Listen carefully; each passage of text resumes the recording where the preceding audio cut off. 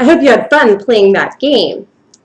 We are going to talk now about this woman, and her name is Mary McLeod Bethune. I found this picture for you so that you could see that the little girl who we hear about in this story, Mary McLeod, is a real person. She really lived, and she did some great things.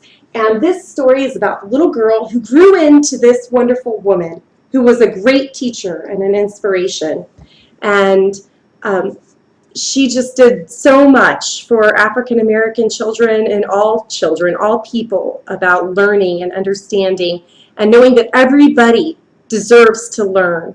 Everybody deserves the right to have nice things and to know when people are treating them right or not. So listen to hear some things about that in this story that I am going to read you. And look, while I'm reading it, at the picture of Mrs.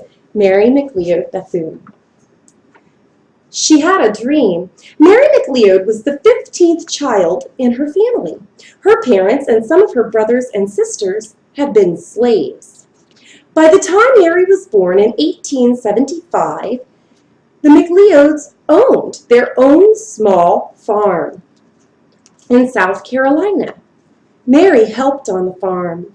After work, she sat on the porch and listened to Bible stories.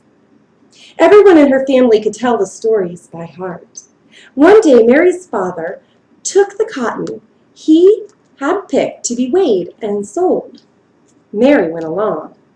"You have 250 pounds of cotton," the man at the scales told Mr. McLeod. How does he know that? Mary wondered. On the way home, Mary and her father drove past the school. Mary saw white children reading in the shade of a tree. "Papa, I want to know how to read and write," Mary said. "Someday you will go to school," said her father. "You will make a difference." Mary was the first of her brothers and sisters to go to school. She walked 5 miles to and from school every day. She taught her family and neighbors everything that she was learning. Now, when Mary went with her father to sell his cotton, she could read the scale. Once a weigher said, "You have 275 pounds of cotton." Mary squinted at the scale. "I think it says 475, she said politely. The man looked again. "Right," he said. It says 475. When Mary grew up, she started schools for African American children. "The drums of Africa beat in my heart," she said. "They will not rest while there is a single Negro boy or girl without a chance to prove his or her worth." Mary married another teacher, Albertus Bethune. They moved to Florida. Mary had only $1.50. She used it to start a school for African American girls. In 2 years, she had 250 students. That school is still teaching African Americans today. So how impressive.